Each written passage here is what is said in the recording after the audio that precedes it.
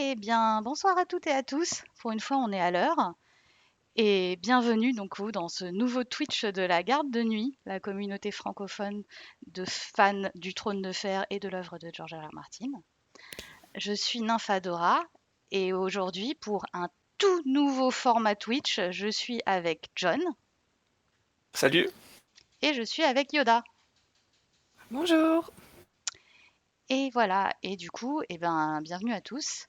On va commencer direct et je vais laisser John vous expliquer un peu ce qu'est ce tout nouveau format, les manuscrits de Mestre Aemon. Ouais, et ben donc les manuscrits de Mestre Aemon, l'idée c'était de faire un endroit où on puisse discuter de livres un peu comme dans ma tête en tout cas, c'était un peu comme si on était dans une bibliothèque, un peu au coin du feu, et on a tous lu un peu le même livre en mode un peu club de lecture, et se retrouver, en discuter de façon un peu plus détaillée que juste j'ai lu ça c'était bien, ah j'ai lu ça c'était bien, qui est un format qui est intéressant aussi mais qui a pour moi d'autres avantages et d'autres inconvénients et qui est plus ce qu'on va retrouver sur le forum ou dans les recos, etc. Et donc là l'idée c'est de faire un peu en trois phases. Donc, c'est de d'abord vous proposer un peu rapidement si on a des recommandations sur les livres qu'on a lus dans le cours du mois, vous les présenter pour les partager avec vous et les partager entre nous aussi. Ensuite, on va vite fait vous présenter le livre de la semaine prochaine, du mois prochain, pardon, on fait pas ça toutes les semaines. Euh, et ensuite, l'idée c'est voilà, c'est de parler du livre et en parler entre gens qui l'ont lu. Donc on fera d'abord quand même une partie sans spoil, pour les gens qui nous regardent et qui n'ont pas lu le livre et qui veulent quand même savoir globalement ce qu'on en a pensé, qu'est-ce que c'est que ce livre, etc. Et après, une partie où on pourra vraiment discuter de l'intrigue, discuter des personnages, discuter de, je sais pas, la construction de l'univers, etc. Qui sont des sujets qui, moi, me paraissaient intéressants aussi à débriefer parfois quand on lit un livre et qu'on peut pas vraiment faire à n'importe comment sur un forum où tout le monde l'a pas forcément lu, ou quand on recommande un livre. Quand on recommande un livre, on va pas dire ah oui d'ailleurs à la fin ce qui se passe j'ai bien aimé ou j'ai pas aimé. Donc voilà, en gros c'est ça l'idée. Du coup, on espère que ça vous plaira et que vous nous rejoindrez nombreux pour nos futurs super épisodes des manuscrits de Mestre Aemon. Et d'ailleurs, on va aussi vous annoncer le prochain livre, parce que quitte à faire, autant l'avoir lu avant. Donc du coup, Yoda va vous parler du prochain bouquin qu'on va lire. Comme ça, vous saurez. Voilà, donc pour le mois prochain, on va lire Celle qui devint le soleil de Shelley Parker Chan. Un livre qui nous parle de la Chine au XIVe siècle, avec des incursions mongoles, mais qui nous parle aussi de famille, avec une fille qui est un peu malheureuse dans sa famille et qui décide de prendre sa destinée en main et de prendre la place de son frère. Donc, je vais pas vous raconter le pitch en entier, puisque du coup, on découvrira au fur et à mesure en le lisant. Mais ça nous parle de guerre, de violence, de trahison, des choses qui nous plaisent beaucoup et qu'on apprécie beaucoup à la garde de nuit. Ouais, des meurtres, des meurtres! Donc voilà, ça sera normalement le 19 juillet. Donc vous pouvez déjà d'ores et déjà le noter dans vos tablettes. Euh, on nous dit sur le chat Mulan. Alors c'est un peu, enfin en tout cas, moi je viens à peine de le commencer. Ça a l'air d'être un peu plus glauque que Mulan quand même, hein. On est sur une atmosphère un peu plus sombre, mais en tout cas ça a l'air cool. En tout cas, les deux premiers chapitres que j'ai lus ont l'air très cool. Et en plus de ça, Emmanuel Chastelière, qu'on avait reçu pour un Twitch où on parlait de l'arcane des épées, nous l'avait chaudement recommandé. Donc voilà, c'est l'admin de Bah, et El Baking qui vous le dit. l'autrice était là aux Imaginales. On a... C'est intéressant ce qu'elle disait. Alors John, on t'a perdu. Ah Oh oui. mince. Mais je crois qu'il disait que l'autrice, elle avait des trucs intéressants à dire. Ouais. C'est ça que je disais. Oui. Je sais pas si je suis revenu. Ça y est, t'es revenu, ouais. C'est bon. C'est Bon, bon. en plus, le livre est quand même plutôt joli aussi, hein. Ouais. Ça ne gâche rien. Et pour le coup, surtout en VF. Souvent, les VO sont plus jolis, mais là, Mm. la VF est vraiment super belle. Bravo à Brajlon qui a fait un joli travail de couverture. Voilà, voilà. Et du coup, alors on disait que une autre partie introductive, c'était les recos de ce qu'on a lu autre que le livre principal, ce qu'on a lu dans le mois et qu'on vous recommande. Du coup, Jonjon, tu nous recommandes quoi? Ouais, alors moi je vous recommande The Rune of Kings de Jen Lyons, qui est le premier tome de A Chorus of Dragons, euh, qui est globalement, moi j'ai ressenti ça un peu comme vraiment un retour à de la fantasy je sais pas si fantasy classique c'est le terme, mais une fantasy, ouais, fantasy un peu classique, un peu, mais un peu ambitieuse aussi, avec un univers un peu compliqué, avec tout un background assez présent et qu'on n'a pas vraiment au début. En gros, on suit l'histoire du personnage principal qui s'appelle Kirin, qui nous est racontée en deux parties différentes. Donc, c'est deux parties de son passé qui finissent par se rejoindre, se rattraper l'une l'autre, et qui sont racontées une partie par lui, donc sa vision de son histoire et ce qu'il raconte, et une partie par un autre personnage qui, en gros, qui a bien suivi les événements et qui raconte ça assez bien. Euh, Ce que j'ai trouvé, entre autres, assez intéressant, c'est il y a toute une notion narrateur non fiable. Donc voilà, on connaît bien ça avec George Martin. Mais là, on a effectivement, par exemple, quand c'est Kirin qui raconte son histoire, on a des personnages qui lui mentent, et donc lui, il retranscrit ce que les gens lui disent, parce qu'il n'a pas forcément conscience qu'ils lui mentent. Nous, on peut le savoir parce qu'on a quand même un peu plus d'infos et un peu plus de compréhension des choses. Donc on peut savoir ça. Et l'autre personnage qui raconte l'autre partie de l'histoire, c'est quelqu'un qui est aussi très peu fiable et qui donc potentiellement va aussi lui- nous slash lui mentir dans ce qu'elle raconte de ce qui s'est passé. Donc ça fait tout un truc un peu à démêler parfois, avec en plus parfois des gens qui juste se trompent et avec toute une partie historique sur ce qui s'est passé en fait avant, que ce soit dans l'enfance de Kirin ou dans le passé, qui est assez complexe parce que bah voilà il y a toute, je sais pas, c'est comme si on devait vous raconter l'histoire du Moyen Âge européen et que vous y connaissiez rien en arrivant.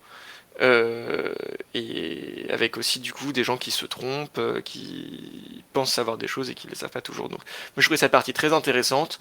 Après, l'histoire en elle-même, c'est une histoire assez classique de personnage qui va un peu prendre possession de sa destinée, slash découvrir qu'il a une destinée hors du commun. Et du coup, voilà. C'est un truc qui parfois me gêne un peu, ce côté personnage élu, slash qui a une grande destinée, slash tout ça. Là, ça m'a pas dérangé. Je pense que c'est en partie parce que du coup, Kirin essaye quand même de d'agir sur ce qui lui arrive et râle quand il trouve que juste des choses lui arrivent et qu'il comprend pas pourquoi et que il n'y a pas de raison que ça soit lui l'élu à qui autour de qui tout le monde gravite. Et aussi un truc que j'ai vraiment bien aimé, c'est que j'ai trouvé ça vraiment assez drôle. Kirin a un humour un peu pince sans rire quand il parle avec les gens. Il est très dans il est un peu dans le clash, un peu dans la confrontation ironique, etc. Et du coup, j'ai bien aimé les dialogues. Donc, le tout ça mélangé fait que j'ai très hâte de lire la suite. Du coup, je crois que c'est sorti aussi en français chez Brajlon, si je ne dis pas de bêtises, ça s'appelle Le Fléau des Rois, un truc comme ça, Le Fléau des Dragons. C'est sorti en français et ouais, c'est le Fléau des Rois, je pense, ouais.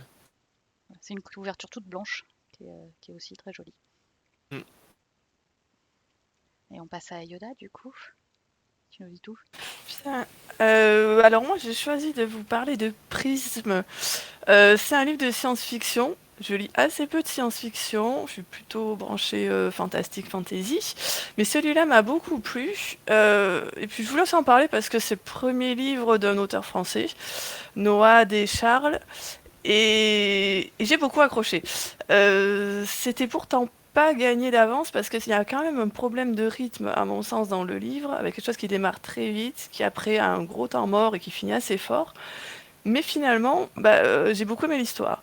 Donc l'histoire, c'est celle de Valence, un personnage qui en fait navigue entre trois mondes différents. Chaque fois qu'il change de monde, les deux mondes se mettent en pause. Donc lui a beaucoup vécu par rapport aux autres mondes.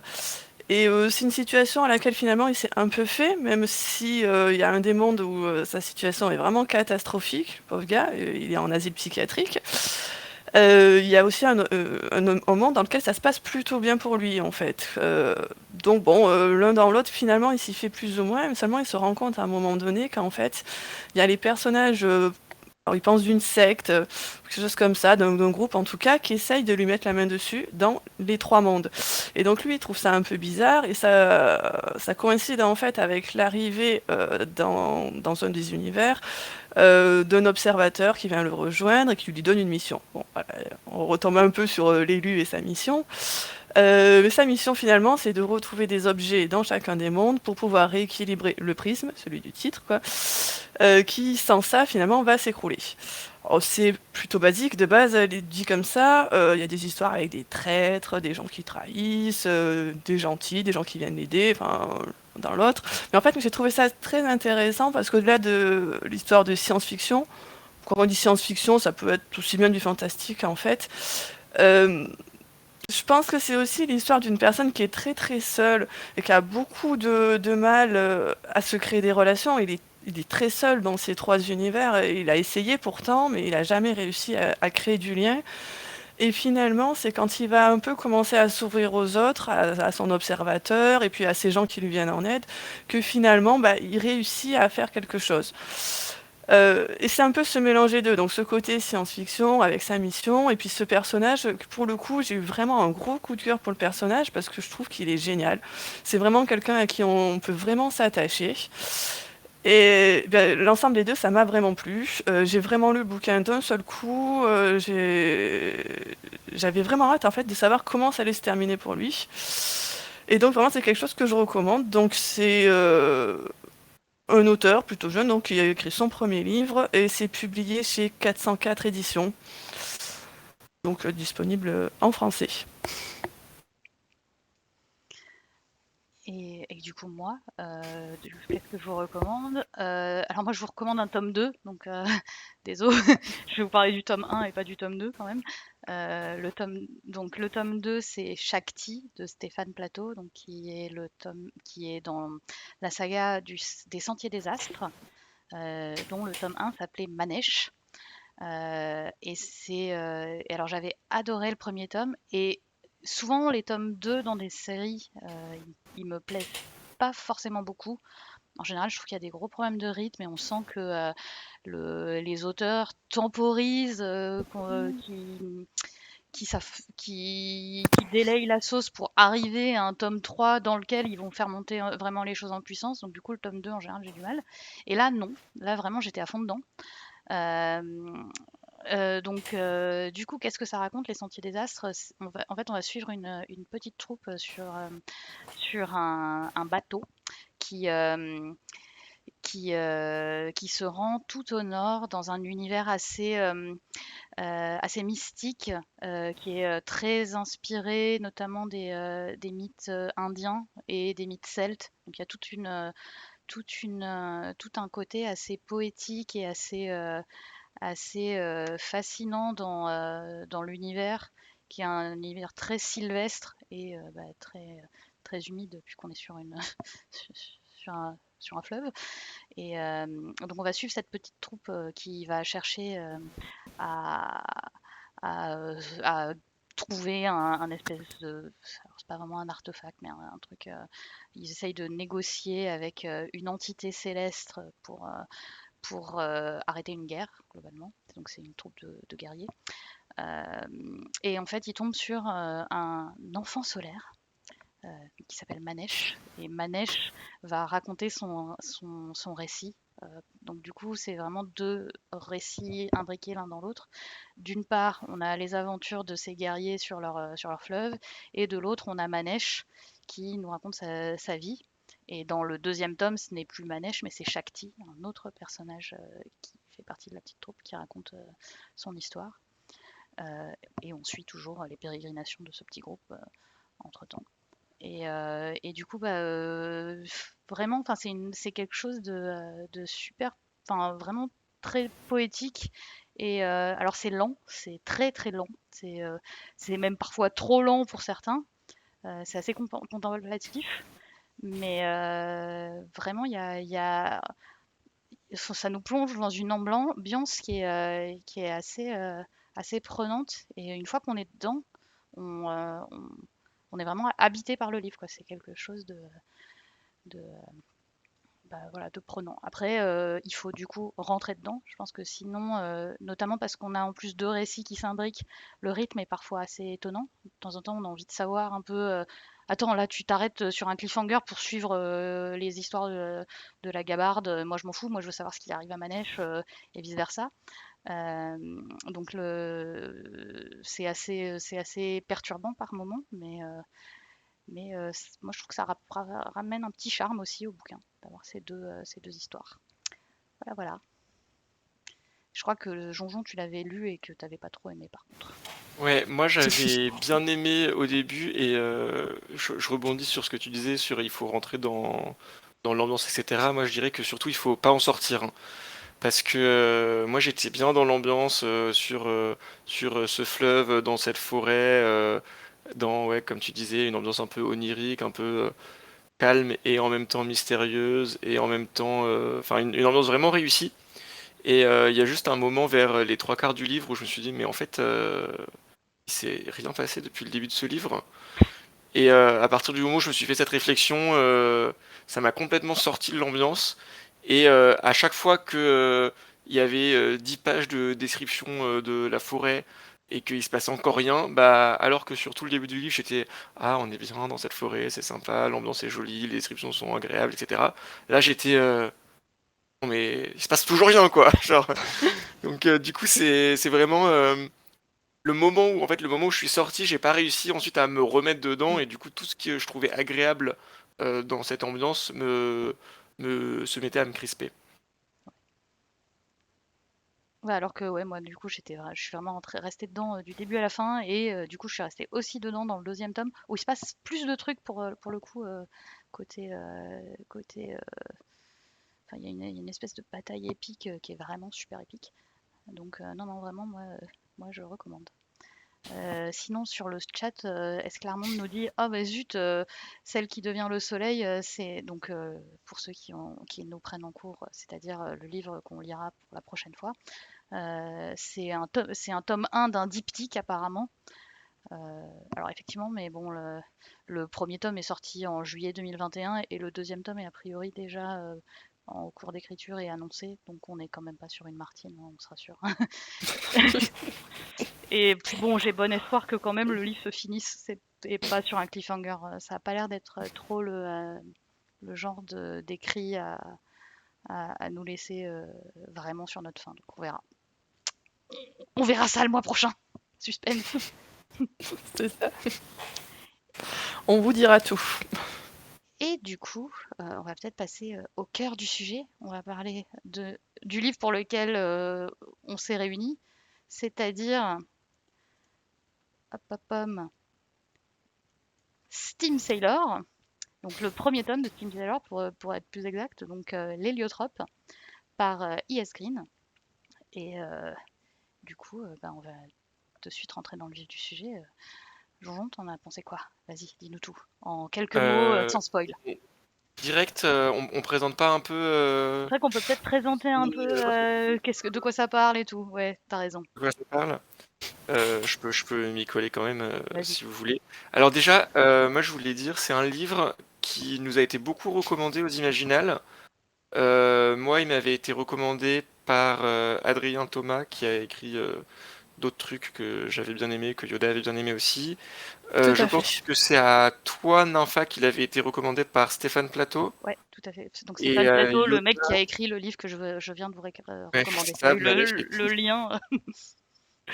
Et Yoda, c'est toi qui l'avait été recommandé par Jean-Laurent Del Socorro, c'est ça? C'était pas moi directement, mais en effet, on m'a dit que Jean-Laurent Del Socorro, bon, j'apprécie beaucoup les livres, l'avait recommandé, oui. Donc voilà, donc il a quand même été, voilà, c'est un livre qui nous a été recommandé à nous, dans le sens garde de nuit, en tout cas par trois auteurs différents indépendamment. Donc je trouve que ça valait le coup d'être noté. Et sinon, le livre en lui-même, Mais d'ailleurs, on peut aussi noter qu'il a gagné pas mal de prix. Il a notamment été récipient du PLIB, qui est le prix des booktubers en ligne. Et il a gagné un Grand Prix de l'imaginaire en jeunesse aussi. Donc il a eu une très bonne presse et il a gagné pas mal de prix. Voilà, je te ouais. laisse continuer. Et du coup, l'idée du livre, donc c'est un livre jeunesse. L'autrice, quand on lui a parlé, nous a expliqué que elle, c'était une histoire qu'elle avait voulu écrire à la base parce que c'était une histoire qu'elle racontait à son petit frère et qu'elle voulait écrire un truc avec des pirates et qui se passe dans le ciel globalement. Et donc l'histoire, c'est des pirates dans le ciel. Euh, je pense que ça résume assez Ouais, bien. Donc on est dans un univers où il y a en fait plus ou moins deux étages à l'univers, c'est-à-dire qu'il y a le sol normal et après il y a des îles qui flottent.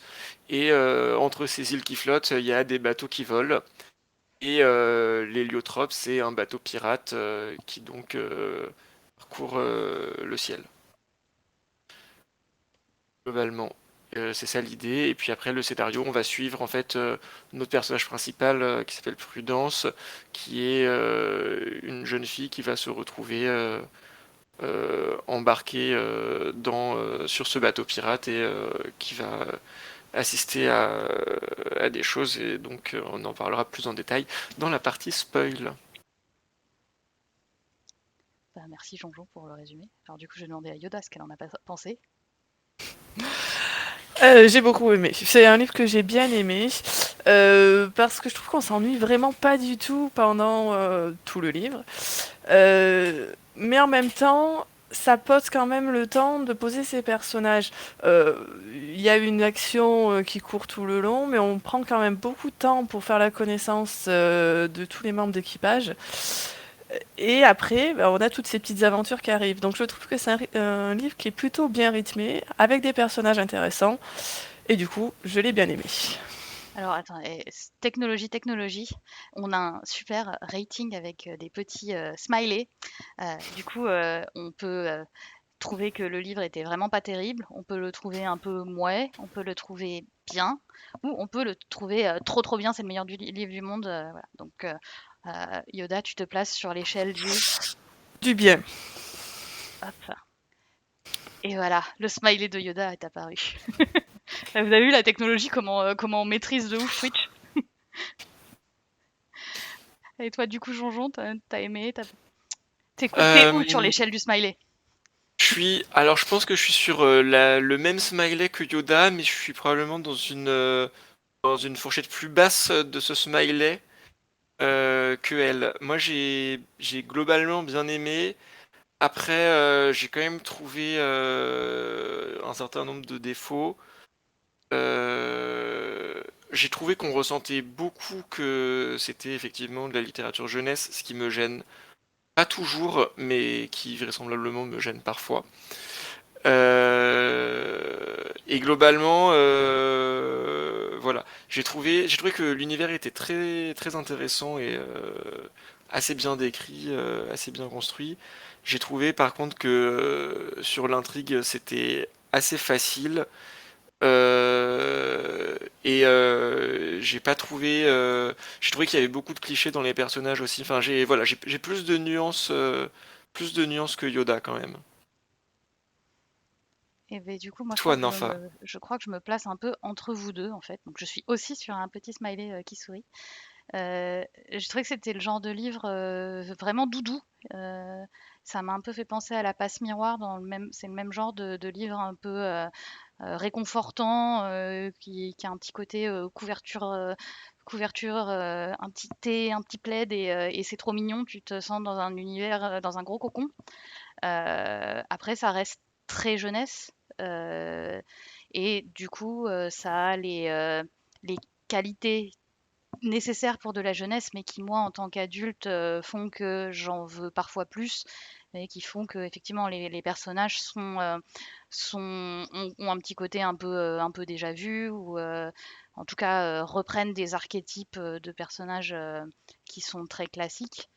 Et les aventures en elles-mêmes, pareil, ça a un côté euh, assez classique, quoi. On est sur on est sur des inspirations, je sais pas moi, île au trésor, les, euh, les enfants perdus de Peter Pan. Enfin voilà, on est sur des histoires de pirates. Alors c'est toujours cool les histoires de pirates, mais bon, bah, ça reste assez assez déjà vu, quoi.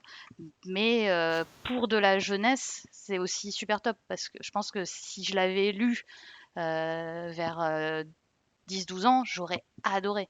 Et, euh, et, euh, et je pense aussi qu'il y a quand même c'est quand même un très bon livre jeunesse parce que c'est un livre jeunesse qui peut être lu par des adultes qui vont apprécier le livre à sa juste valeur quand même, quoi. C'est un, c'est un livre jeunesse dont tu ressors en tant qu'adulte un peu plus souriant, un peu plus chaleureux, et donc pour moi c'est quand même un contrat bien rempli, quoi.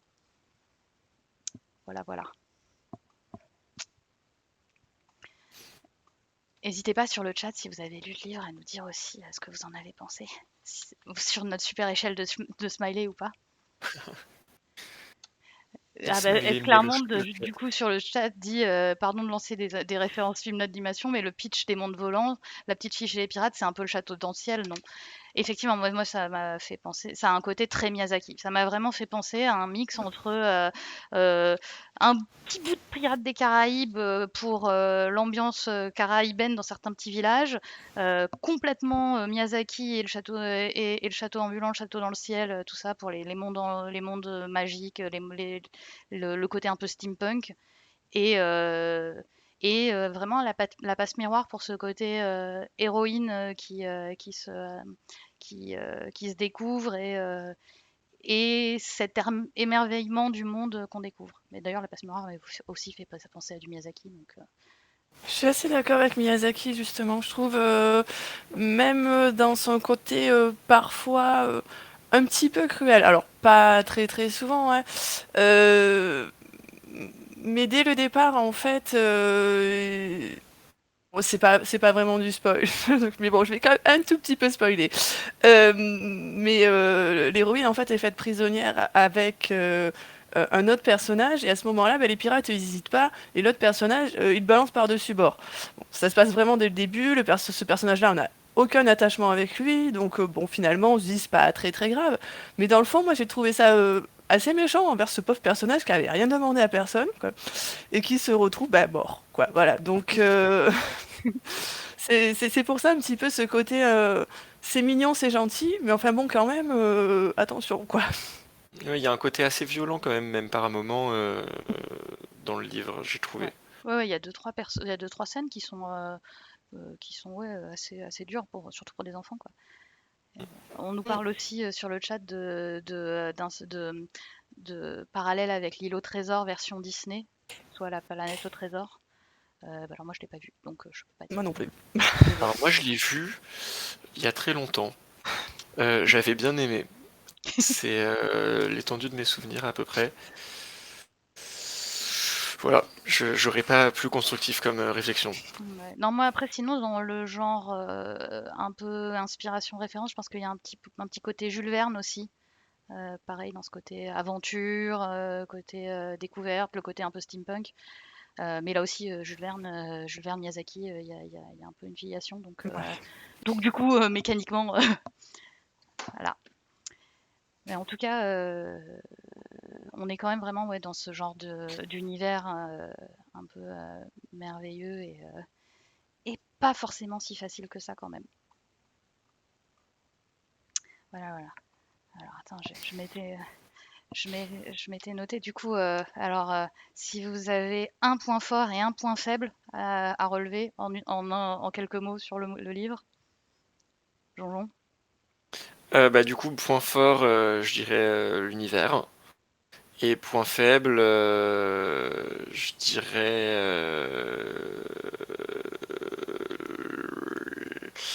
les personnages, je pense. Et toi, Yoda? Moi j'avais noté en point fort l'univers et puis c'est des pirates. Les pirates, ça a l'air toujours plutôt cool, là. C'est plutôt fun, on s'amuse bien avec, enfin, sauf quand ils deviennent méchants. Pour moi, mon point faible, par contre, c'était un peu les personnages féminins, quoi. J'ai trouvé que ça manquait vraiment de personnages féminins, à part l'héroïne. Et les deux autres personnages féminins finalement qu'on croise, c'est des prostituées et c'est tout, quoi. Mm. Mais Donc ça, c'est un point Ouais. dont je pense qu'on pourra reparler voilà. plus en détail. Mais j'ai noté ça aussi et je Ouais. pense que, d'un point de vue féministe, on n'est pas loin d'une petite catastrophe quand même. Moi, je me dis que peut-être que ça s'améliorera dans les tomes suivants, mais effectivement là, pour le personnage, enfin, ouais, non, le deuxième personnage féminin qu'on voit beaucoup, c'est Ouais, On bon, voit non, beaucoup. ouais, c'est pas, voilà c'est quoi. une catastrophe, quoi. Enfin, Non, pour moi en tout cas. Mm. oui, oui, non, on est d'accord. C'est pas et du Qu'il coup, pourrait y oui, avoir des pirates femmes, ça serait cool. ça pourrait être super cool, ouais. Surtout qu'en plus, c'est pas des pirates trop misogynes, quoi. Un peu, hein, ils sont Pas un peu du tout. misogynes, mais quand même, ils sont pas en mode la langue pendante dès qu'ils voient dès qu'ils voient l'héroïne, notamment, alors que c'est un peu le truc qui pourrait faire peur. Et en fait, non, Non, ils ont non. un Ils petit, sont très petite, corrects avec elle. Enfin, en tout cas, ils ne reprochent jamais d'être une fille, par exemple. c'est Enfin, ça. c'est pas. Et donc moi, dans les points forts que vous n'avez pas notés, il y a un point fort que j'ai trouvé vachement bien, c'est qu'il y a pas d'histoire d'amour. Mm. Souvent dans ce genre de,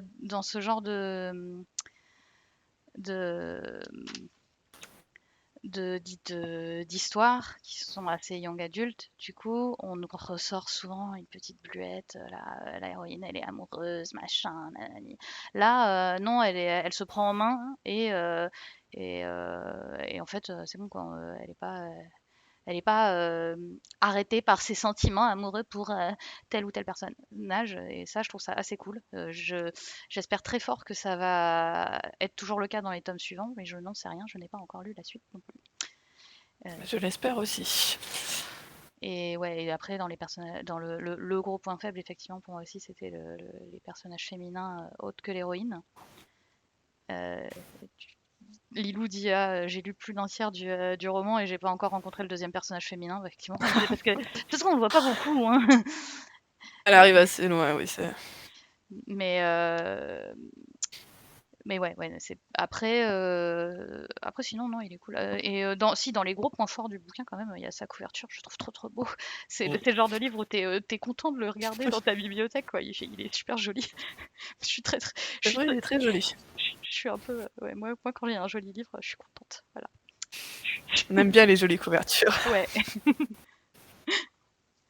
voilà, voilà. Je connaissais pas du tout cet éditeur en plus, c'est vrai, et du coup, très belle couverture.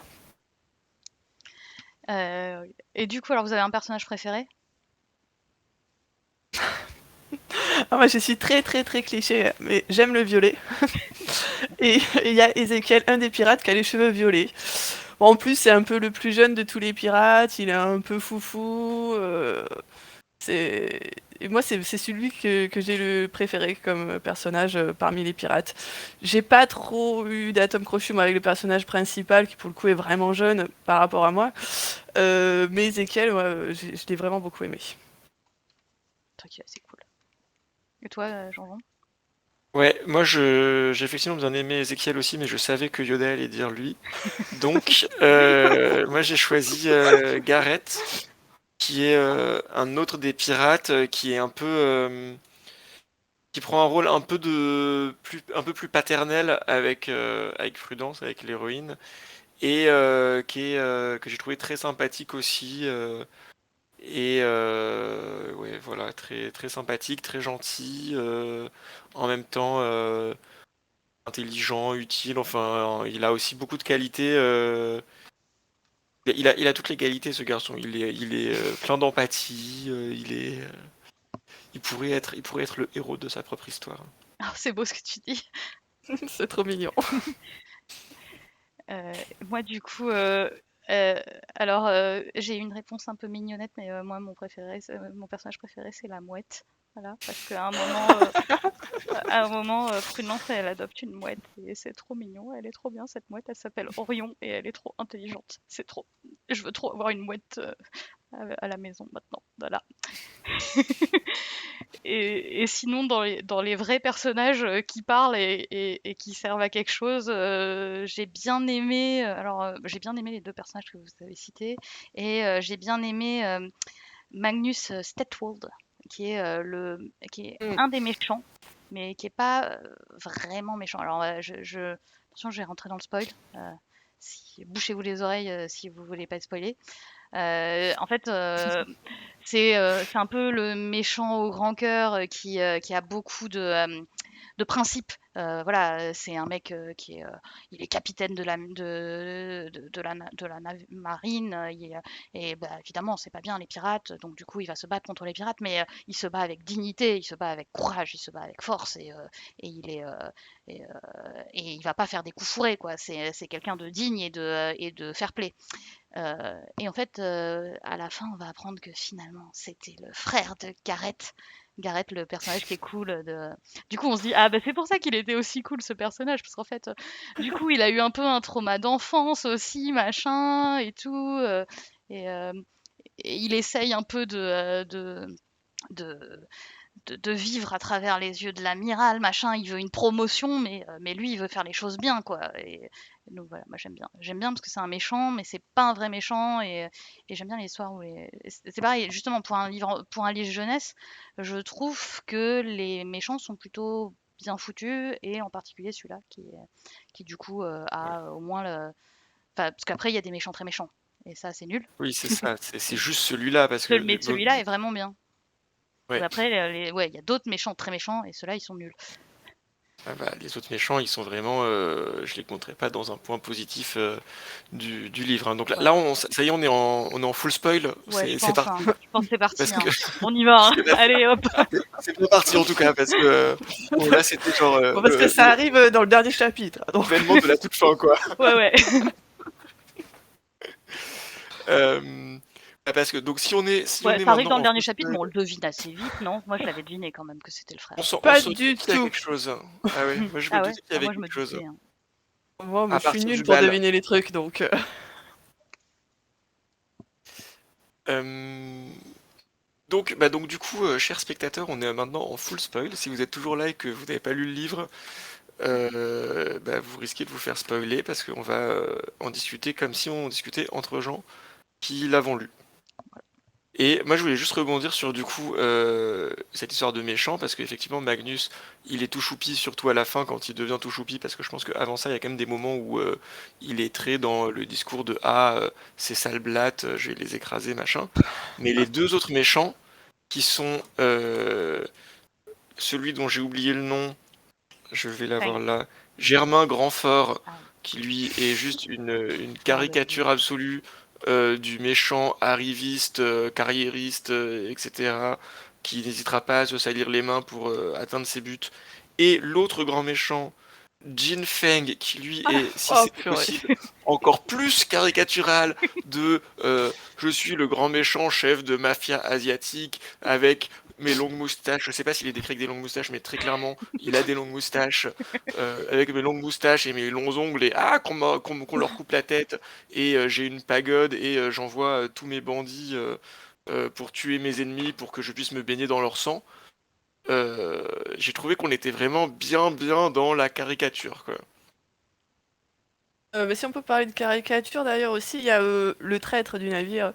Ah oui. Euh, Oh là alors, attendez. Parce que j'ai fait une liste avec les noms des gens. Nabéo, Naibo, Naobé, en fait, Naibo. oui. là. Naibok. Qui lui, alors pour le coup, c'est pareil, quoi. Enfin, c'est des pirates, mais ils sont quand même plutôt sympathiques quand même dans l'ensemble. Le seul qui fait la tronche, qui est ronchon, tout ce qu'on veut, qui en plus est un peu cracra, bon, bah, c'est le traître, quoi. Voilà, lui aussi, on le voit un peu arriver à 10 km. Non, mais alors, en Pourtant, plus, lui, Il est lui, moche, lui, il râle. lui, en plus, pire que tout, il maltraite les animaux. C'est lui qui, Ah oui. c'est lui qui est censé s'occuper des oiseaux, parce que donc dans cet univers, c'est un peu comme dans le Trône de Fer, ils ont des oiseaux pour se transmettre les messages.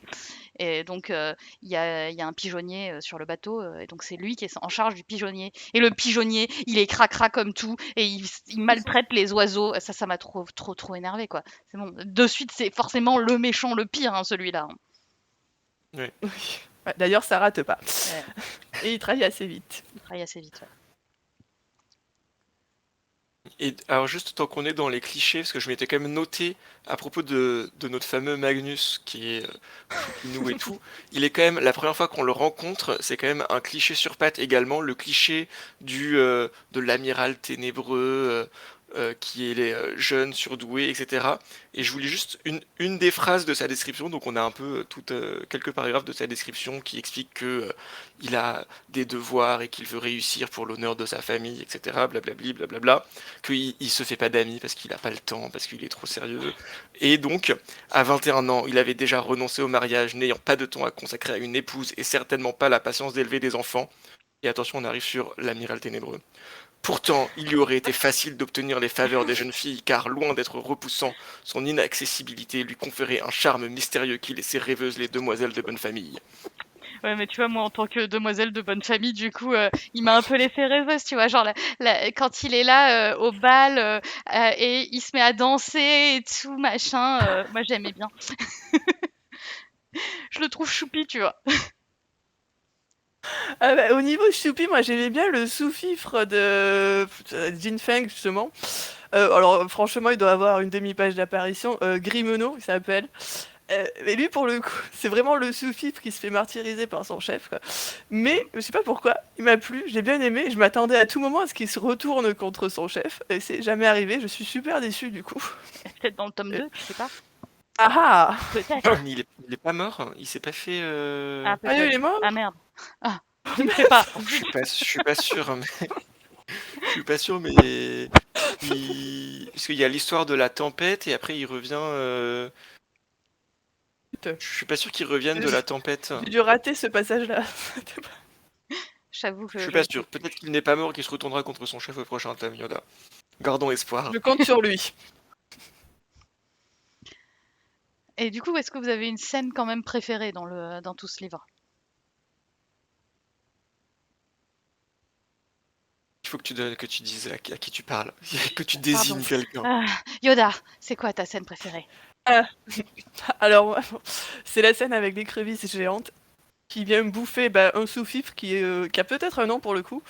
Parce que bon, c'est justement d'ailleurs aussi un des problèmes, mais bon, souci que j'ai eu un peu fait avec ce livre, c'est que finalement, j'ai jamais eu peur pour les personnages principaux. Pour les membres d'équipage, pour le personnage principal, ou pour Magnus d'ailleurs. Enfin, j'ai jamais trop eu peur pour eux. Parce que chaque fois qu'il arrivait un problème, c'était toujours sur un sous-fifre que ça tombait, quoi. Mais bon, en attendant, cette écrevisse géante, elle débarque à un moment donné où justement, ils retournent sur Terre pour trouver des indices dans leur quête. Et j'ai beaucoup aimé tout ce passage dans le lac. J'ai trouvé que c'était un peu cool. C'était un moment où ils se reposaient un peu, jusqu'à ce que bon, ils plongent donc pour aller chercher cet indice. Et là, il y a une écrevisse géante qui leur fonce dessus et qui bouffe un des bonhommes. Et je sais pas pourquoi, mais déjà ça m'a fait beaucoup rire. Et puis ça mettait un petit peu justement d'angoisse sur la survie des personnages à ce moment-là. Et j'ai trouvé ça plutôt cool. C'est vrai que ouais, c'est assez marrant. Puis c'est une écrevisse géante, quoi. Déjà, ça Voilà, pète, quoi. déjà le concept d'écrevisse est géante, quoi. Voilà, ça envoie du rêve.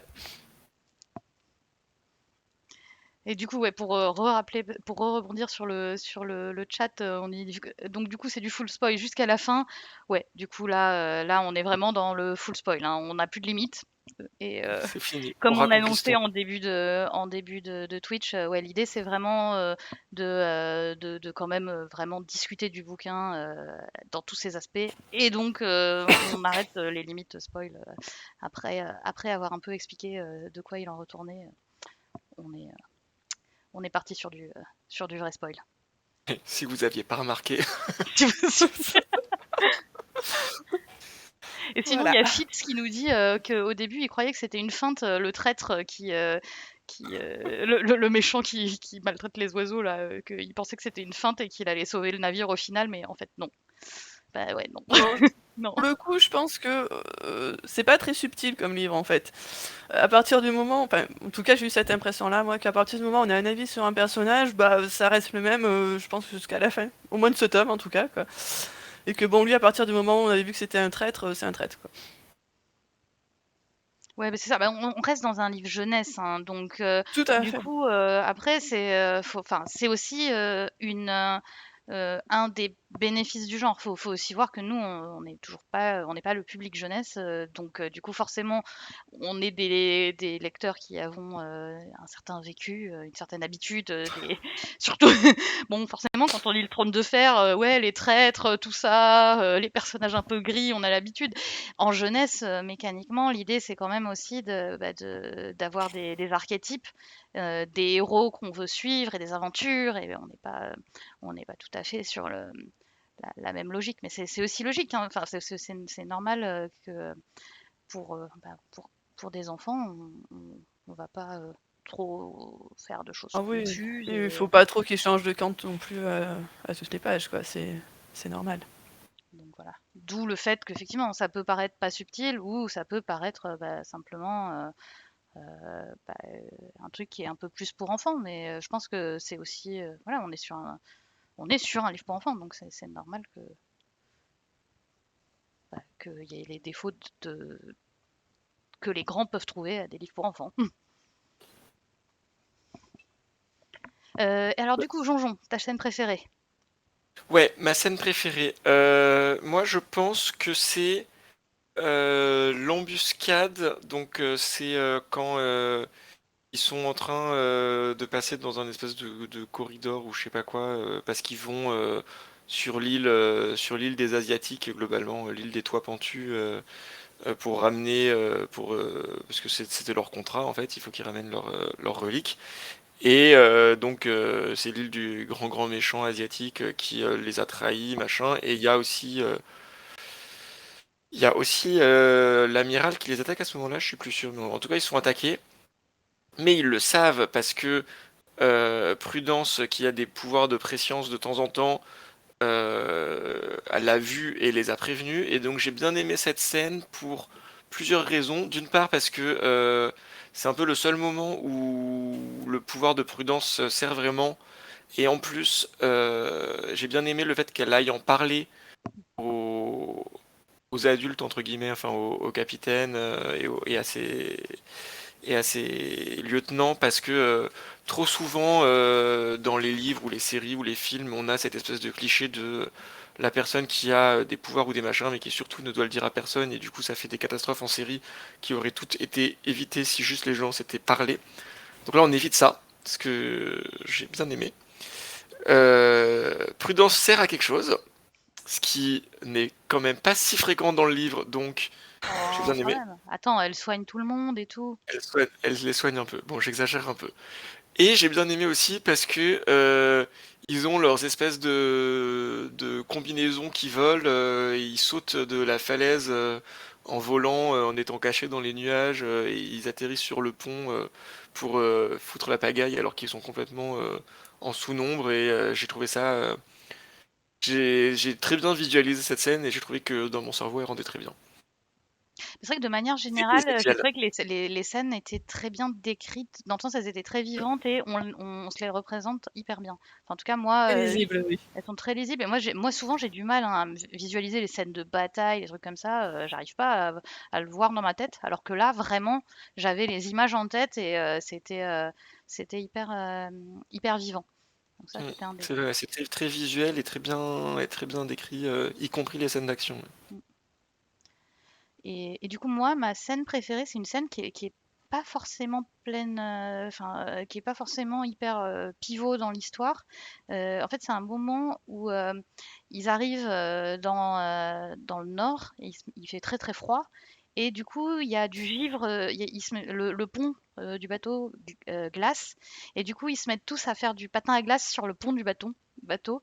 Et alors j'ai trouvé cette scène tellement mignonne en fait. Vraiment j'ai trouvé ça trop choupi. C'est tous ces pirates un peu bourrus qui sont trop heureux parce qu'il y a de la neige, il y a de la glace et ils peuvent faire du patin à glace et ils jouent au hockey entre eux et tout. Et je trouve que ça représente assez bien le livre, ce côté très bienveillant et très doudou, justement, comme je disais au début. C'est vraiment un livre qui met le sourire, qui est mignon, qui fait du bien quand tu es un peu déprimé, tu vois. Tu visualises ces petits pirates là qui ont une jambe de bois mais qui font qui font du patin à glace et tu te dis, oh, c'est quand même trop mignon. Voilà. Et du coup, alors, autre question, parce que là, on n'a pas abordé trop l'univers. Enfin, on a parlé du truc que c'était cool, il y avait des îles dans le ciel et tout, machin. Mais il y a aussi toute une histoire d'alchimistes et de fractures. Enfin, le monde est plus dense et il y a tout un mystère. Alors, Yoda, tu nous racontes un peu le mystère? Oui, alors l'histoire. Désolée, je l'ai pas Euh, préparé celle-là. Ah, carrément, là, on me prend par surprise. Yoda ne se souvient plus du mystère. Si, alors en fait, les alchimistes ont disparu de cet univers. Ils ont emporté avec eux en fait tous les bienfaits qu'ils avaient apportés, notamment sur la terre d'en bas, donc sur la terre ferme, où là pour le coup il n'y a plus du tout d'alchimie, à part dans quelques personnages à qui il reste des pouvoirs, mais qui en fait sont pourchassés par une police, enfin bon, pas une police, mais bon, la garde, voilà, qui veut plus entendre parler de ces pouvoirs-là. Alors que à l'étage, en fait, chez les pirates, ils ont conservé, alors, un tout petit peu, en fait, de reliques de ces alchimistes. Euh, donc, notre équipage de pirates kidnappe Prudence, mais alors complètement par hasard, pour le coup, quand il la kidnappe, parce que en fait, elle est dans un village dans lequel se trouve une jarre qu'ils veulent récupérer pour amener chez les Trois Pointus, là. Et ils se rendent compte qu'en fait, elle a des pouvoirs Prudence et que en fait, elle pourrait être un peu la clé qui leur permettrait de retrouver ces alchimistes parce que eux ont des indices de leur côté. Et donc, en mettant en commun un peu tous leurs indices, ils vont pouvoir peut-être retrouver ces alchimistes qui ont mystérieusement disparu. D'ailleurs, là aussi, c'est très cool et je suis assez d'accord. C'est que ils se cachent pas leur découverte en fait. Très vite, on sait que les pirates, ils ont un morceau d'indice et que Prudence, bah, elle peut les aider. Et Prudence leur dit de suite. Eux, de suite, leur montrent ce qu'ils ont comme indice. Et du coup, ça avance finalement assez vite. Ce qui est très agréable parce qu'en effet, moi aussi, je déteste quand les gens se cachent des choses alors que ça pourrait faire avancer l'histoire beaucoup plus vite si tout le monde se parlait. Ouais, je suis assez d'accord. Et alors, du coup, Jean-Jean, ça t'a plu, cette espèce de côté mystère? Alors moi, c'est pas ce qui m'a le plus convaincu. J'avoue. J'avoue que voilà, on est un peu du coup dans la partie plus scénario que univers, donc c'est Ouais. les endroits où j'étais moins convaincu, même si je pense qu'il y avait un peu une volonté de faire peut-être une critique de la société en fait, avec ces méchants sur la basse terre là, qui, si je dis pas de bêtises, ça sont appelés les industriels, tout simplement, ou un truc comme ça, non? Mm. Ouais, ouais. Donc il y a un côté, je pense, en tout cas je l'ai un peu vu comme un côté un peu les industriels capitalistes qui du coup font fuir les bienfaits de la nature ou les trucs un peu plus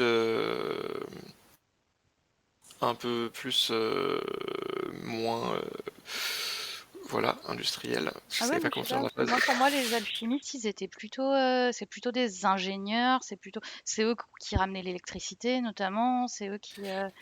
Du coup, j'ai quand même l'impression Ouais, que c'était pas, la société des alchimistes, elle avait pas l'air spécialement branchée nature, mais ça avait l'air d'être une non, société faite de science peut-être et de découvertes. Donc c'est peut-être plus une eh, critique du capitalisme à tout va qui mange la découverte plutôt que la nature en elle-même. ouais, peut-être. Je sais pas. Moi, je sais parce qu'effectivement, les Mm. alchimistes, c'est plus effectivement dans l'histoire, en tout cas, c'est plus les progrès technologiques. Euh, et comme tu dis, mais je sais pas, je l'ai un peu vu en tout cas comme, en tout cas ce côté, on se retire de cette terre qui ne nous mérite plus parce que elle utilise mal nos bienfaits ou ce genre de trope un peu quoi.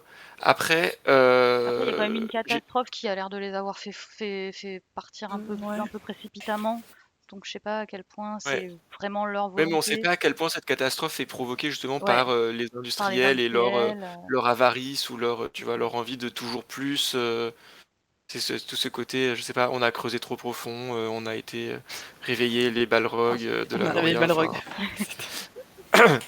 Ouais, mais Mais du coup, j'ai- ça c'est cool parce que il y a plein de trucs à redécouvrir dans les prochains tomes. Et je pense que pour le coup, la fin laisse présager qu'on va en apprendre vachement plus sur justement tout l'historique de ce monde et sur ce qui s'est passé avec les alchimistes et tout, quoi. ouais, bah j'espère parce que pour l'instant c'est quand même assez peu développé et alors que je pense qu'il pourrait y avoir de la matière, mais pour l'instant le seul truc qu'on a c'est cette espèce de chasse au trésor un peu toute pétée, quand même un peu toute facile. Et juste moi ce qui me ferait peur, je sais pas si on va reparler de ce qu'on attend pour la suite ou pas. Oui, J'avais vu dans ton vas-y. plan, bah attends, je le garde pour plus Non, tard, non, faut mais pas que vas-y, j'oublie. garde-le. Bah non, non, vas-y, attaque. Ok, moi ce qui me fait peur, c'est si... ce qui serait bien, c'est qu'effectivement on en apprenne plus sur les alchimistes, la fracture, ou je sais plus comment ça s'appelle, enfin tout ce qui s'est passé. Par contre, là où j'ai un peu peur, c'est sur ce qu'ils vont faire du côté Prudence, c'est pas juste une irrégulière qui a des dons de préscience, c'est bien plus que ça, et elle entend des Mm. voix, et en fait, ça va être l'élu réincarnation de je sais pas quoi. Enfin, j'ai un peu peur de la direction que ça pourrait prendre sur Prudence, qui serait plus que ce qu'elle ne paraît. Alors que je trouvais que ce qu'elle paraissait, c'était déjà pas mal. Et que ça évitait, voilà, le côté. Je trouve qu'il y a quand même un peu des côtés pas loin du Deus Ex Machina. Euh, Ouais. Voilà, c'est ça, ça serait ça qui me ferait le plus peur, je pense, pour la suite.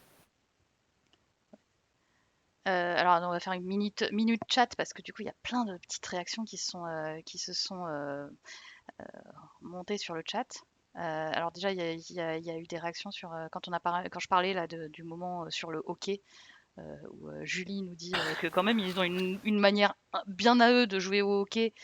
C'est vrai que c'est plus du hockey rugby quand même, hein. C'est assez, C'est ça ça fait, qui est drôle. c'est assez violent, quoi. Ça reste des pirates bourrus. Et Fitz, lui, nous dit que lui, ça l'a un peu sorti du livre, cette histoire donc ça s'appelle du fjord running, donc cette espèce de hockey sur le bateau. Donc il nous dit, mais on est d'accord que le bateau, il est dans le vide. Et du coup, c'est extrêmement dangereux de faire ce truc-là sur le bateau. Et c'est complètement irréaliste parce que bon, même avec la physique du bouquin, alors certes, il y a des îles qui volent, il y a des bateaux qui volent, la température est vivable alors qu'on est à des milliers de mètres d'altitude. Et alors ça le dérangeait pas, mais par contre, quand même, il atteignait ses limites avec les mecs qui font du hockey J'ai sur de OK la sur le glace bateau. sur le bateau. Ouais. Bah, ça m'a l'air très dangereux sur la terre ferme aussi quand même. Tu risques au moins de Ouais. tomber dans le sur la terre ferme, quoi. Oui, enfin bon, ils se fracassent quand même assez violemment quand ils font leur match dans le Nord. Ouais, mais puis après, mais je pense qu'ils ont quand même plein de cordages et tout. Moi, pour moi, je Oui, voyais ça si avec ça se trouve, ils ont avec des mis. gens un peu, enfin, sur les trucs avec les bords, ils ont quand même des cordes et Ouais, tout, machin. Moi, je voyais ça ils un ont peu peut-être mis des un petits espèce de matelas sur les ring, côtés. quoi. Un peu délimité dans une enceinte quand même, quoi. Voilà. Alors sinon, Lilou nous dit que le monde d'en haut et le monde d'en bas, ça lui a fait un peu penser à l'univers d'Arcane. J'avoue que moi, pas trop.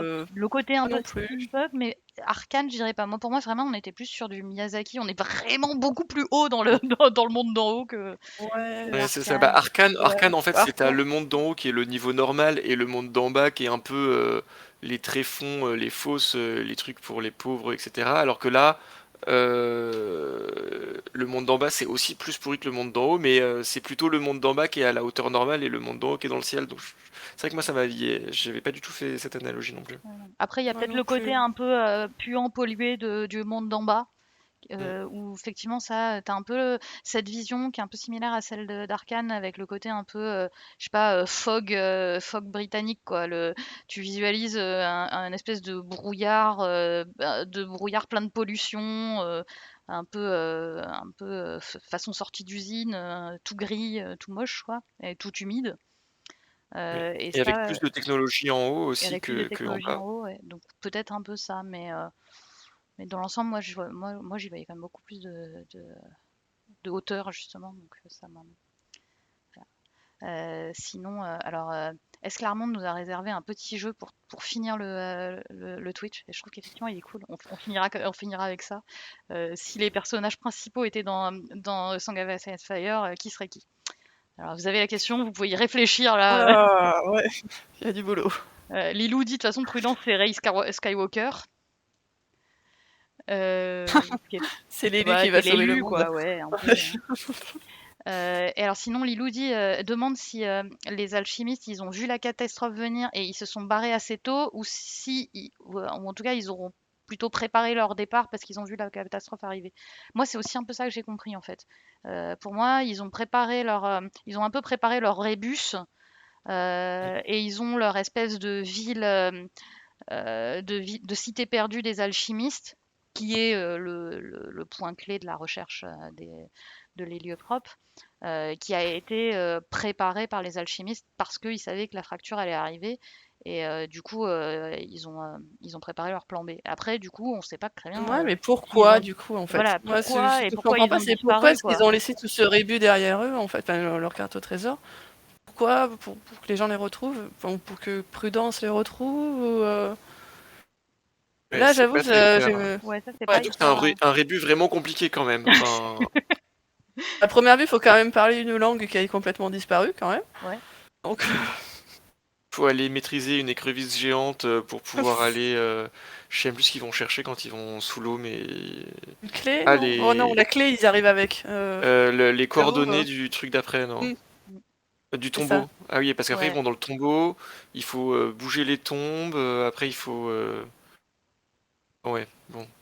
C'est quand même très compliqué si vous voulez que des gens les retrouvent quand même, quoi. Enfin, Ouais, mais il voulait peut-être uniquement que ceux qui ont justement cette espèce de préscience soient en mesure de les retrouver.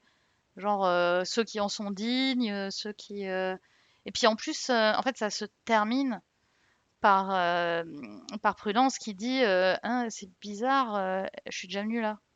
Hmm. mm.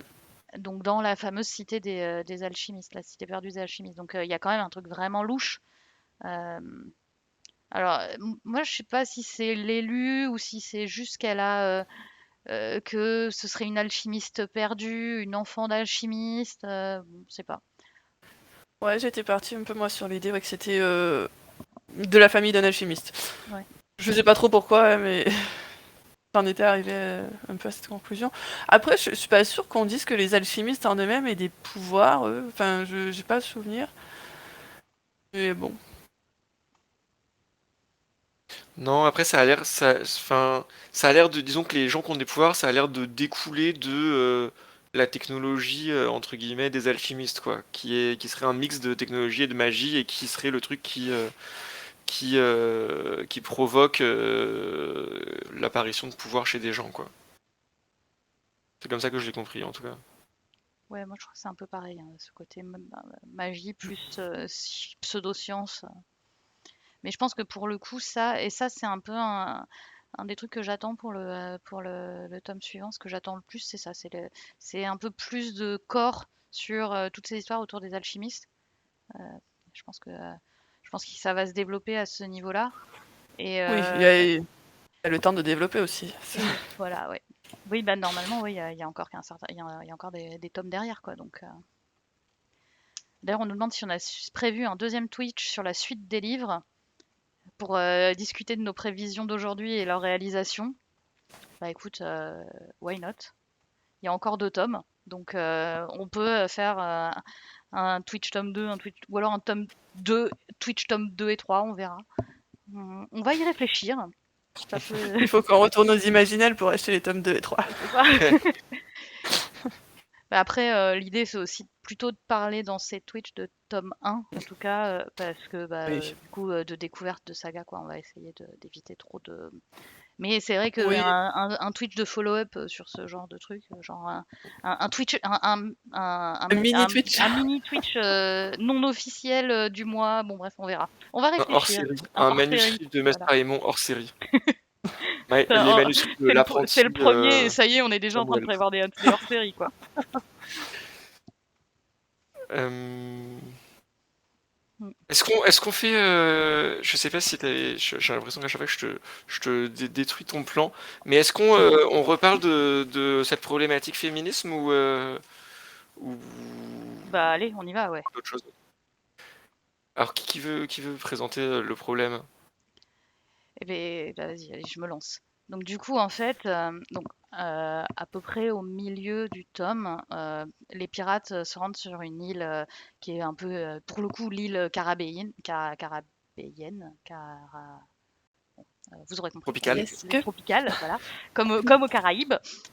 Là, on est vraiment je sais pas si vous visualisez l'attraction Pirates des Caraïbes à Disneyland où vous êtes sur votre petit bateau et là où vous avez les bruits et la moiteur et tout, vous êtes au même endroit, quoi. C'est vraiment, le village, C'est le très village relaxant tropical. comme endroit en tout cas. Et donc, dans cet endroit, donc il y a une grande forêt tropicale dans laquelle Prudence passe un peu de temps. Puis après, il y a un petit village. Et ce village, c'est un peu le village de rassemblement des pirates. Donc, il y a notamment un certain nombre de bordels. Euh, donc, les membres de l'héliotrope, ils ont leur super petit boui-boui attitré. Donc ils sont bien potes avec une tenancière de bordel. Et l'un des pirates est lui fiancé.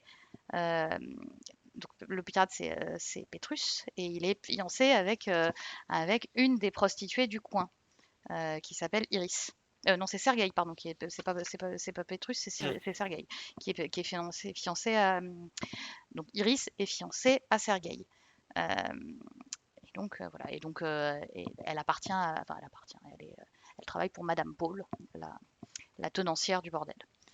Euh, et donc, du coup, il se trouve que les méchants vont brûler l'archipel où se trouve le bordel pour savoir ce qui arrive aux pirates de l'héliotrope.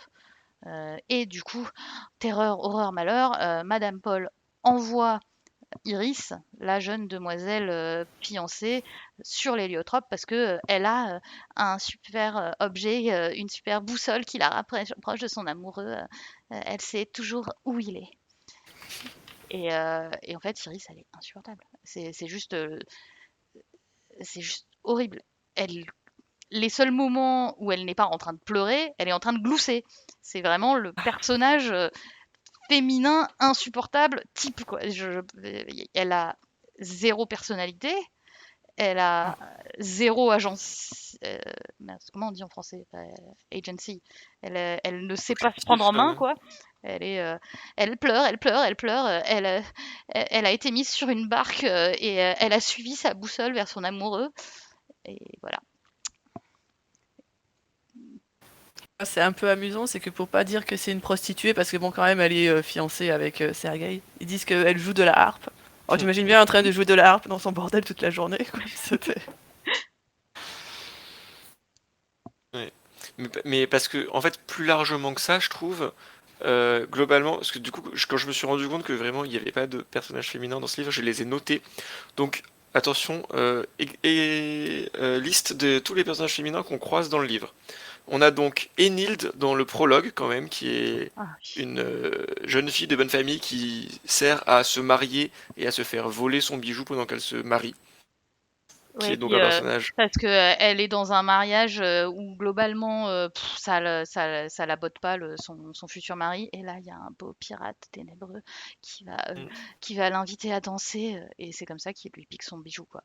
Genre Voilà, vraiment donc un la touche personnage de bien base, quoi. cliché Ouais, je qui ne t'avoue, je sert à l'avais rien. complètement oublié. Oui, c'est pour ça que je savais qu'il fallait te le rappeler, Yoda. Merci. Ensuite, on a donc Madame Paul et quand même une autre fille qui s'appelle Ola qui est là dans ce bordel et qui, je pense, sert à boire à Prudence. Donc, Madame Paul, cette tenancière de bordel, qui est un peu le cliché de la tenancière de bordel, un peu matrone, très maternelle avec Prudence et très maternelle avec les pirates aussi et très sympathique en un sens, mais voilà, elle sert. Enfin bon. Elle sert un peu plus parce que, en plus, comme elle est très très intelligente, elle avait prévu un super souterrain pour s'enfuir avec une cabane cachée dans les bois et une barque toute prête, etc. Parce que, bah, après tout, tout le monde fait ça. Ensuite, on a une cuisinière replète, voilà, qui fait à manger, donc. C'est la seule chose qu'elle fait. Je sais plus dans quel endroit il la croise.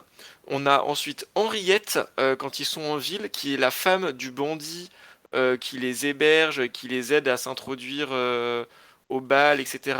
Donc Henriette, c'est juste la femme du bandit qui lui est un peu utile, qui est l'ami de machin. Et elle sert quand même à quelque chose, elle aide Prudence à s'habiller.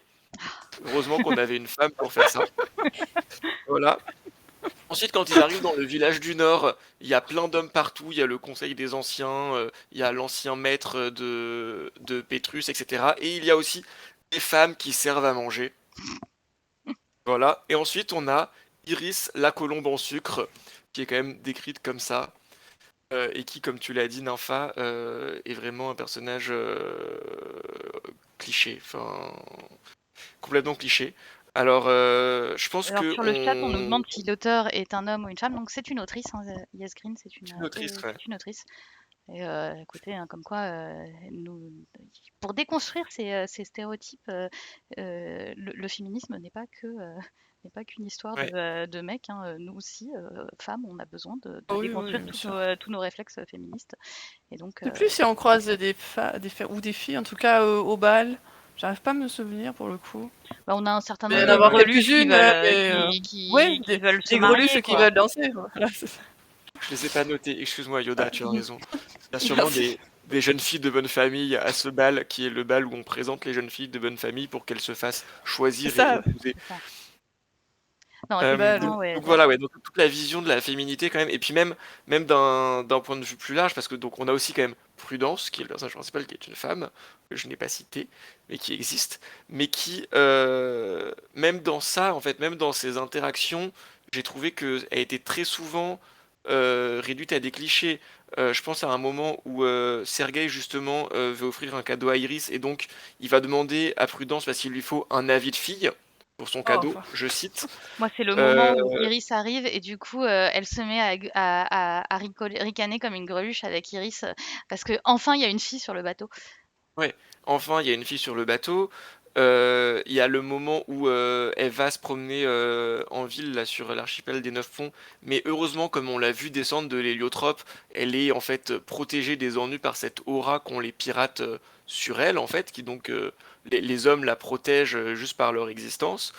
Et on a quand même aussi, je trouve, un peu un cliché de on a quand même un cliché de bah, c'est la personne responsable du care, c'est elle qui va faire du ménage sur le bateau, parce que tous les autres, c'est des bons hommes, ils se lavent pas, ils lavent pas les choses, ils se soignent en buvant de l'alcool, et heureusement que elle est là pour un peu prendre soin d'eux, quoi. Je trouve qu'elle endosse vite ce rôle du care, en fait. Et j'ai trouvé ça quand même, ça m'a quand même un peu gêné.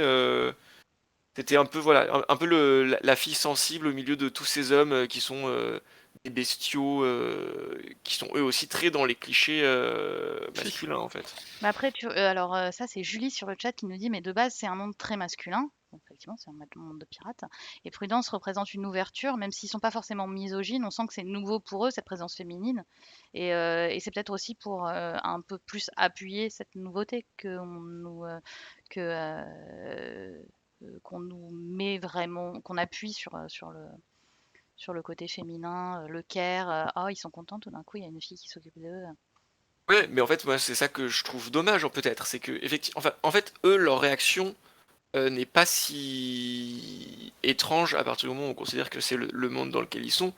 Mais par contre, en fait, le monde dans lequel ils sont, il est complètement à la main de l'autrice. Donc en fait, c'est un choix qui aurait pu être fait de faire que, comme disait Yoda, qu'il y ait aussi des pirates, piratesses, que il aurait pu y avoir des pirates qui lavent leurs draps.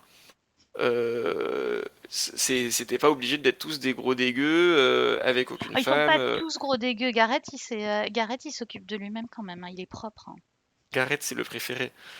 C'est mais parce que et Et même puis même le capitaine, il est propre aussi quand même, hein. Non, attends, ouais, il y en a, c'est pas tous des gros dégueux quand même. Il y a des gros dégueux, t'as les Ouais. bourrus un peu. Et effectivement, ils ont un peu Prudence qui arrive un peu comme une petite sœur pour eux, une petite sœur, petite mère un peu qui va s'occuper d'eux. Mais Enfin, moi, mais au moins déjà il la rejette pas parce que c'est une femme, ce qui est déjà en soi pas si mal que ça. Et et il l'écoute. Elle a quand même une voix. Quasiment dès le début, il lui, il, ne- il lui laisse sa voix. Et ça, je trouve que c'est quand même pas si mal que ça. Pour un ouais, bon ouais, il la laisse, macho, mais quoi. je sais pas si c'est parce qu'en fait, ils cherchaient pas justement un médecin, vu que leur Oui. ancien médecin avait quand même crevé sur le bateau et qu'il avait oublié dans un placard. ouais. C'est pas mal, quoi, ça déjà. Et est-ce que c'était elle, ça, ou finalement n'importe qui aurait pu soigner quelqu'un, il l'aurait gardé sur le bateau, quoi. Mm. Bah, au tout début, ouais, mais je pense que très vite, tu vois, il y a aucun moment où ils disent non, mais c'est une pauvre fille, elle y connaît rien, elle y comprend rien, on va pas écouter ces histoires de prémonition, ces indices sur l'histoire, on s'en fout, nous on est des mecs, on sait mieux qu'elle. Tout ça, ils lui accordent quand même une place dans leur conseil très très vite. À partir du moment où elle a des pouvoirs en fait. Mm. C'est quand même au moment où elle a des pouvoirs. Donc effectivement, ils l'écoutent la première fois. Je pense qu'ils testent. Enfin, ils vont voir. En tout cas, effectivement, le commandant, la Mousquet, il a cette intelligence de prendre ça suffisamment au sérieux pour aller voir. Après, on est quand même dans un monde où effectivement ces choses-là existent et eux, ils sont en plus, ils croient complètement à ça vu qu'ils cherchent les alchimistes. Donc c'est assez Ouais. logique qu'ils l'écoutent. Ça Et recoupe finalement bien avec leur mission à eux, quoi. ouais. Ouais. Et après, une fois qu'elle a des pouvoirs, en fait, ils l'incluent dans leur conseil.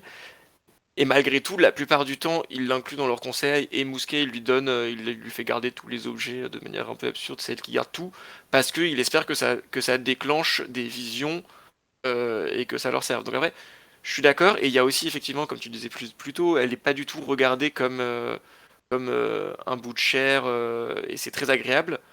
Je pense que c'est aussi lié au fait qu'elle est plus jeune qu'eux, donc elle est plus vue comme une enfant, quand même, que comme une femme.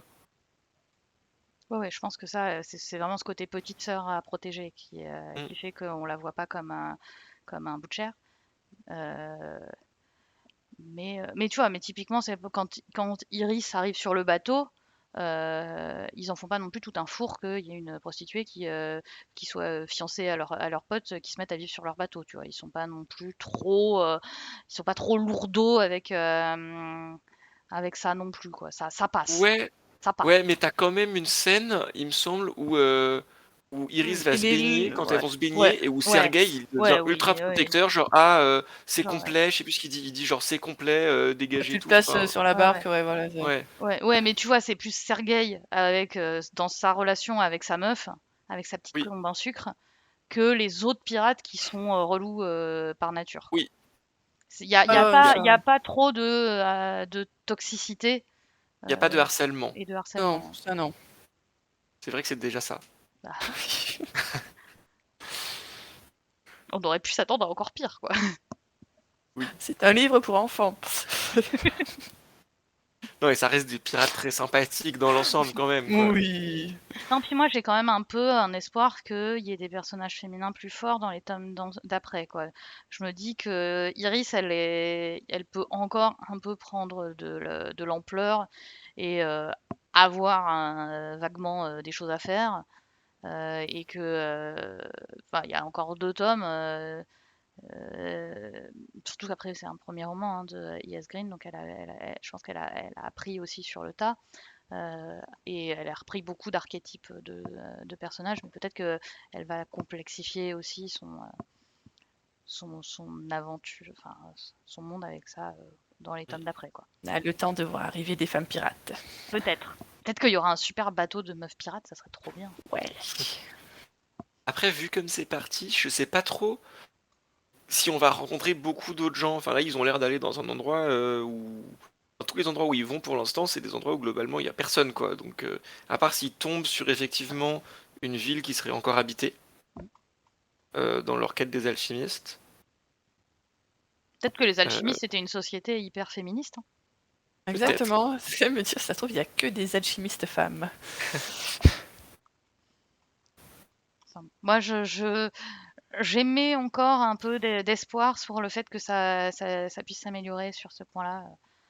Oui, moi je pense que ça peut s'améliorer sans problème en plus. Et c'est pas très compliqué à améliorer en plus. Donc pourquoi pas, ça peut aller qu'en s'améliorant.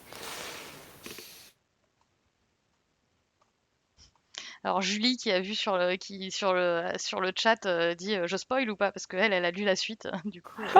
Ah, ah. Ah, non, attends on verra on verra. Peut-être que et Nous, on on peut spoil, mais on veut pas se faire spoiler. C'est ah, pas... on veut pas la suite attends. Non, on verra mais bon moi j'ai quand même espoir que ça s'améliore avec le temps. J'y crois ce qu'il y ait d'autres personnages féminins forts. Très bien, bah Et du j'espère. coup, Julie dit: «C'est dur!» Bah ouais, ouais. Écoute, on essaiera de faire un épisode follow-up quand on aura lu les deux tomes. Et puis sinon, au pire, sur le forum de la Garde Sur du le Monde, de toute forum, façon, hein, il y a pas. on en discutera. Et puis au pire, tu peux nous envoyer des MP sur le forum pour si tu veux Pour vraiment. lancer le sujet, il y Non, a ne nous peut-être d'autres gens spoile qui pas en l'ont lu. MP, merci. Ah non, mais vous pouvez lancer une conversation sur le livre, sur le forum, et les gens qui l'ont lu pourront y réagir. Exactement. Parce qu'il n'y a pas Exactement, que ouais. nous. Voilà, voilà.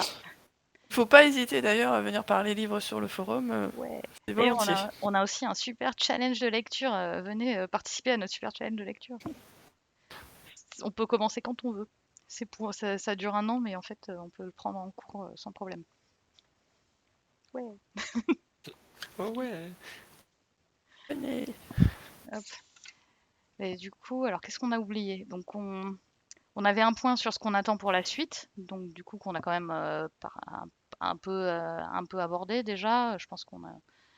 Est-ce qu'on a oublié des trucs sur ce qu'on attend pour la suite? Des personnages féminins forts et une explication qui nous convienne aux histoires d'alchimistes, je trouve que c'est pas mal déjà, hein. Ouais, moi, ce que je Oui. n'attends surtout pas, c'est une histoire d'amour. J'espère que ça va Mm. rester. Oh non. J'espère que ça va rester comme c'est, avec une prudence qui a pas besoin de mec et qui s'embarrasse pas de réfléchir à ses atermoiements romantiques. Ou de meufs d'ailleurs, c'est pareil, hein, j'ai juste pas envie de relation amoureuse. Point Ouais. barre. Oh. Enfin, en même temps, j'ai quand même l'impression qu'ils sont tous quand même. Peut-être à part Ezekiel, mais quand même beaucoup plus vieux qu'elle, quand même. Enfin, beaucoup plus vieux.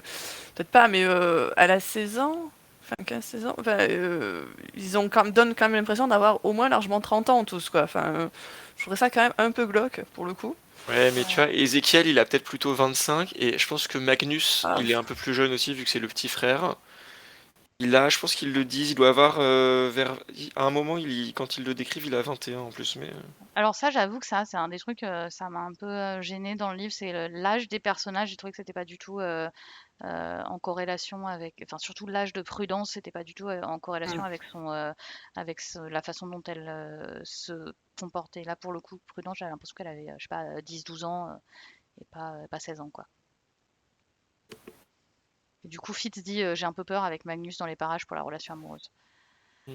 Bah, Magnus, il a 21, donc là, ils ont plus des âges cohérents, ouais. Ouais, mais alors pour le coup, ça ne m'intéresserait pas du tout. Enfin, c'est pas vraiment ce que j'ai envie de voir. Bah pareil, moi j'espère qu'ils vont rester sur le côté aventure, pirate Oui, voilà. Ils peuvent trouver quelqu'un pour Magnus, et puis voilà.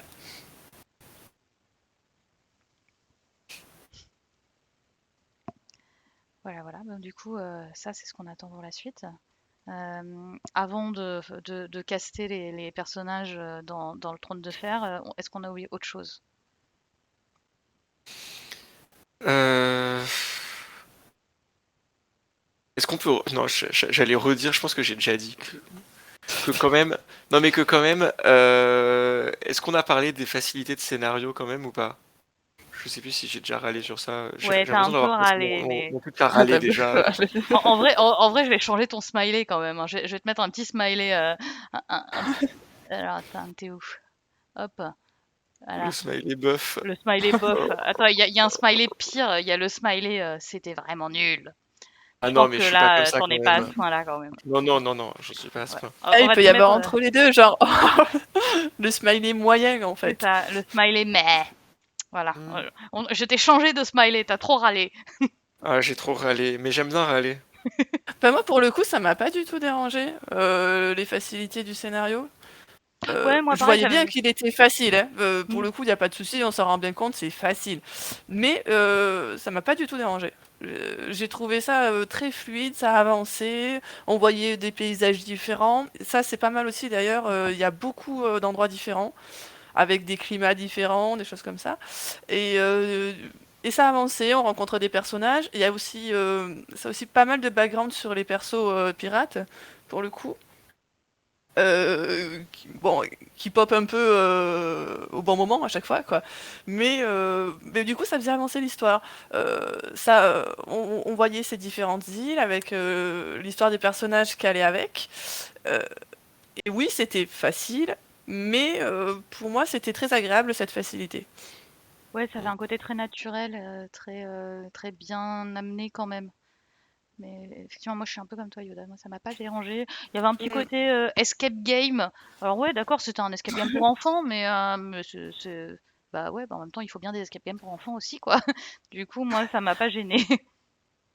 Ouais, bon, moi ça m'a quand même un peu gêné, effectivement. Effectivement, c'est dynamique, ça j'ai apprécié que ça soit dynamique, j'ai apprécié, comme tu disais, toutes les îles différentes. Pour moi, ça rentre dans la partie en fait découverte de l'univers qui est pour moi vraiment le point fort du livre. Après, voilà, tout se passe ultra bien, ils tombent par hasard sur tout ce qu'il leur faut. Je pense qu'il y a même un personnage, alors je sais plus à laquelle de ces étapes qui sont toujours parfaites ça se passe, mais il y a même un des personnages qui à un moment s'exclame Ah, c'est bien commode! Et je là, genre, oui, en effet, c'est bien commode. Oh, oh, tiens, c'est justement ça qu'on cherchait et on est tombé dessus. Oh, bah, c'est bien commode, tiens. Ouais, mais Et du coup, j'avoue tu vois, que, comme il y bon, a Prudence qui est justement censé être un peu enfin, l'aimant à truc d'alchimiste et tout, moi, ça m'a pas. Oui, d'accord, c'est Mmh. commode, hein, c'est facile, mais c'est, c'était pas déconnant que ce soit facile non plus. Enfin, c'était facile, quoi, mais C'était facile, mais pas dérangeant à mon sens, voilà. voilà.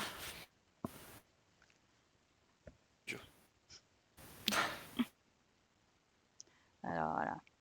Non, mais du coup, je pense qu'on a à peu près fait le tour, hein. Puis ça fait quand même quasiment 1 heure et demie qu'on parle. moi je vais arrêter de râler, sinon je vais me retrouver avec le smiley tout moche là. Non, mais du coup, on peut conclure avec ce bon petit jeu pour finir. Du coup, Exactement. alors, qui, qui serait Prudence dans le Trône de Fer? C'est un peu compliqué pour le coup. Moi, je dirais Sansa, hein. Le Je sais pas Ouais. côté, sur ça, parce que ne serait-ce que pour la tranche d'âge Pour l'âge, ouais, c'est pour le un peu côté un compliqué peu, d'avoir quelqu'un. care où Sansa, c'est un peu le Ouais. personnage qui s'occupe des autres un peu plus tard. Évidemment pas la Ouais, Sansa mais du avec début, pas mais du tout le côté midinette par contre. Enfin, non, elle a elle est quand pas même un du côté tout beaucoup midinette, plus terre à Prudence. terre. Elle est quand même très terre à terre, Prudence. Elle est Ouais, très, Ouais. pour le coup, elle est quand même très agréable comme personnage, ouais. Prudence, dans son Mmh côté, mh. je fais ce que je veux, je m'en fous. Même dans tout le début là, Mm. où elle dit juste, bah, moi je vais aller apprendre à faire des potions avec des plantes et je vais aller apprendre à soigner les gens. Et puis les gens qui s'appelaient pas, bah j'en ai rien à foutre. C'est vrai. Mais du coup, tu vois, c'est le côté, ça pour le coup, c'est un peu un côté Arya, mais sauf que sans le côté révolté d'Arya, sans le côté rebelle émo d'Arya en fait. Le côté psychopathe de. Oui, elle est pas du tout psychopathe pour le coup. Non. Non, même si elle s'ajuste assez vite quand même Exactement. à la violence des pirates et elle a quand même un côté, enfin, elle tue quelqu'un à un moment. Elle, c'est un personnage que j'ai quand même bien aimé, Prudence. Alors on me Ouais, fait non, elle est beaucoup cool, râler, très bien, Prudence. mais j'ai bien aimé quand même Prudence. Ouais, non, je pense que si j'avais été une petite fille, c'est le genre de personnage, mais j'aurais tellement adoré Prudence. Ah Enfin, ouais. c'est vraiment un personnage de fille qui est, enfin, ouais, d'héroïne que- qui est un super modèle pour petite fille, quoi. Mm. Et en grande partie justement parce qu'il y a pas, il y a aucune tension amoureuse, aucun objectif amoureux, etc. Et ce qui fait que du coup, ça va quand même pas trop avec Sansa. Ouais, c'est vrai. Quand c'est Ouais, mais du coup, dans moi, la vie. je trouve très compliqué de trouver un personnage qui lui ressemble. Brienne, peut-être, mais Brienne, c'est pareil, elle a un petit côté midinette hein, de temps en temps avec Jaime. Elle est presque au chat, en fait, mais je saurais pas trop dire pourquoi, mais ce côté où elle prend soin, mais où elle est quand même un peu forte. Ou Kathleen. Kathleen qui est dans la personnalité en tout cas care, protection, qui va pas hésiter à tuer quelqu'un si c'est pour protéger quelqu'un qu'elle aime. Ouais. Ça vous plaît pas? Moyen. Ou Asha, parce que c'est une pirate, Asha. Asha Greyjoy. Ouais. Non. Ouais, pour ce Cosex, achat. C'est ça, voilà, en fait, c'est Ouais, surtout c'est ce vrai. côté-là. Mais surtout celle de la série. Bon, si, non, en fait, dans les livres aussi. Ouais, dans le livre Dans aussi. les livres aussi. Ou Samuel. On change de sexe, mais Ouais, c'est vrai que Samuel, ça marche pas mal. Ah ouais, pour le coup, Samuel. ouais, Ouais. carrément. Prudence voit l'avenir. Peut-être que Samuel verra l'avenir, on sait jamais. en plus. Ouais, ouais. Ah, mais pour le côté intéressé par un peu tout ce qui est la lecture, enfin les choses comme ça, mais en même temps, s'il faut se battre, bah, elle finit par y arriver quand même, quoi. Ouais. Et Vendu. j'aime beaucoup. Vendu. Vendu. Bravo. C'était très bien. Voilà. Bah, je pense que du coup, sur cette On n'aura pas mieux.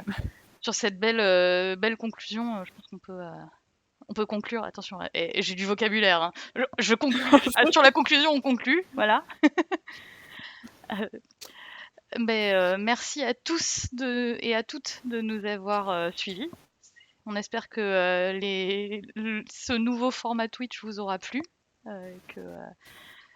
N'hésitez pas à nous dire en commentaire sur le forum ou sur YouTube quand on mettra en ligne ce qu'on peut améliorer, si vous avez des suggestions, tout ça, tout ça. Et voilà, quoi. On va vous faire des bisous. Au revoir. Salut! Salut, salut! Merci pour votre écoute. Ah si, attendez, et pensez aussi à nous liker et tout. Et si vous nous avez suivis jusque-là, mettez. Alors attends, j'ai trouvé un smiley random à nous mettre sur YouTube. Mettez un smiley encre, encre de mer. Enfin, une encre. Comment on appelle ça? Enfin, une encre, quoi. Le pirate, quoi, Hank de L'encre. bateau. Voilà, Une encre. mettez-nous une encre sur, sur YouTube en commentaire ça nous fera plaisir de voir que vous nous avez écoutés. Voilà, voilà. Il va y en avoir une, ça sera moi. Trop bien.